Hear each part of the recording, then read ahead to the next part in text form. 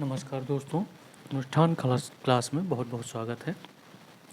हम सभी अनेक शब्दों के वाक्यांश में आगे की ओर चल रहे हैं, जिसमें हमने कुछ वाक्यांश के शब्दों को बहुत अच्छे तरीके से समझ बूझ के पढ़ लिया है। उसी क्रम में आगे चलते हुए हम आगे की बात करते हैं।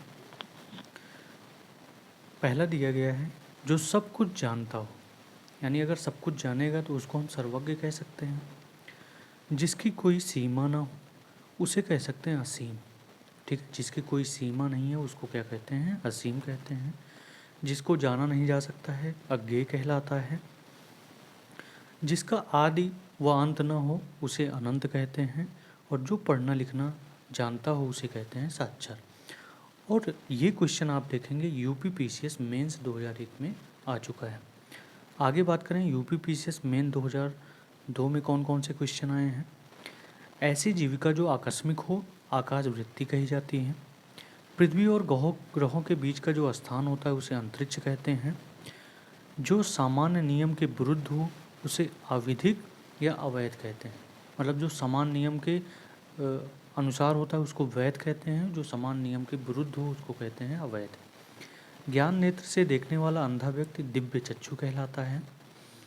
दूध दही घृत शर्करा मधु मिश्रित वह पदार्थ जो देवताओं और भगवान को स्नान हेतु बनाया जाता है उसे कहते हैं पंचामृत, जो कि सत्यनारायण कथा में आप बहुत अच्छे से जानते होंगे कि वहाँ पर पंचामृत मिलता है प्रसाद के रूप में। जिसके अब चलते हैं यूपी पीसीएस मेंस 2003 में कौन कौन से क्वेश्चन आए हैं। तो आप देखेंगे कि जिसके आने की तिथि ना हो उसे अतिथि बोला जाता है। जो बिना बुलाए आ जाए उसे अतिथि कहते हैं। जिसे भले बुरे का ज्ञान ना हो उसे अविवेकी कहते हैं। जिसे वाणी व्यक्त न कर सके उसे अवर्णीय कहते हैं। जिसका कोई शत्रु उत्पन्न हो उसे अजात शत्रु कहते हैं।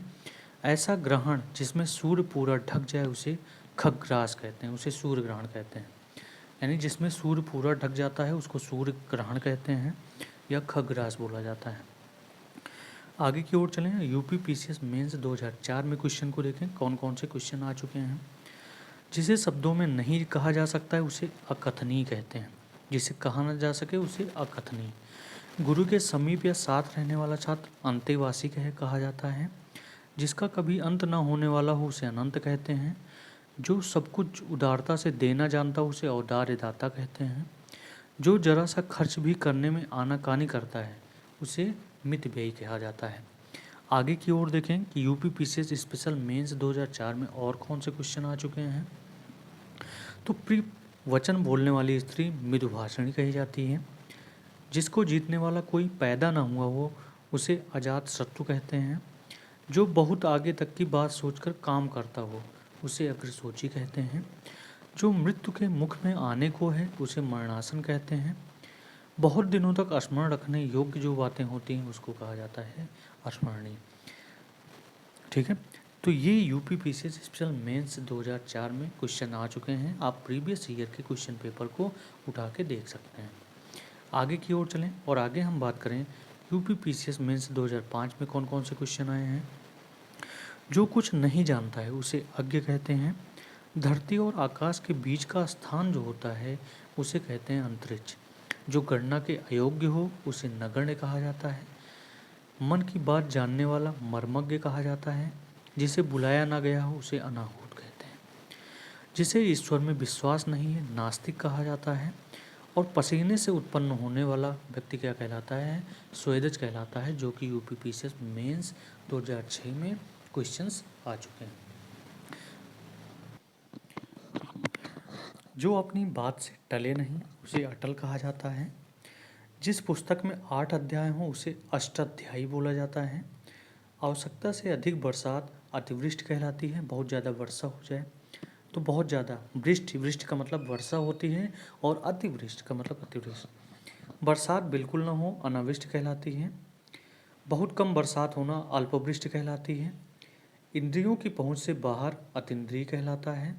जो इंद्रियों से बाहर हो, जिसे देखा ना सके। सीमा का अनुचित उल्लंघन अतिक्रमण कहा जाता है। जो बीत गया हो उसे अतीत कहा जाता है। जिसकी गहराई का पता न लग सके उसे अथाह कहा जाता है। आगे का विचार न कर सकने वाला अदूरदर्शी कहा जाता है। दूरदर्शी का मतलब है जो आगे का विचार कर सके। जो आज तक से संबंध रखता है अद्यतन कहलाता है। जिस पर किसी ने अधिकार कर लिया हो उसे अधिकृत कहते हैं। वह सूचना जो सरकार की ओर से जारी हो उसे अधिसूचना कहा जाता है। विधायिका द्वारा स्वीकृत नियम अधिनियम कहलाता है। अविवाहित महिला अनूढ़ा कहलाती है। वह स्त्री जिसके पति से दूसरी शादी कर ली हो अध्यूढ़ा कहा जाता है। दूसरे की विवाहित स्त्री को अन्योढ़ा कहा जाता है। और ये कि बहुत ही इंपॉर्टेंट चीज़ें हैं। गुरु के पास रहकर पढ़ने वाला अंतेवासी कहलाता है। पहाड़